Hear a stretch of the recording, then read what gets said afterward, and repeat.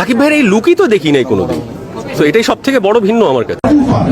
Bangla cinema আমাদের সামনে তুফান যে নিয়ে আসলো, কিন্তু আমি ওই আদর্শ লালন করি না। আমার কাছে একজন নাটক করি বা যেটা করি, রাফসান হক ভেরি পপুলার ক্যারেক্টার, সবাই চিনে, is a villain, is a dark character.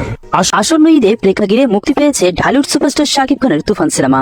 তবে এই সিনেমাটি ব্যাপক জনপ্রিয়তা পেয়েছে সিনেপাড়ায়। অসাধারণ মুভি, শাকিব খান তার লেভেল অনেক হাই করে ফেলেছে।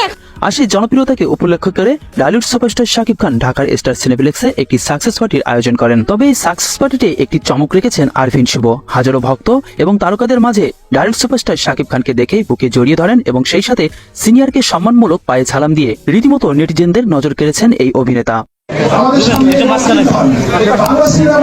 তবে মজার বিষয়, আরফিন শুভ শাকিব খানকে যে সম্মান দিয়েছেন এটা দেখে রীতিমতো আফরান নিশো ভক্তরা জ্বলে উঠেছে। তবে বিষয়টি নিয়ে আফরান নিশো একটি বিস্ফোরক মন্তব্য করেছেন। কিন্তু আমি ওই আদর্শ লালন করি না। আমার কাছে একজন নাটক করি বা যেটা করি, রাফসান হক।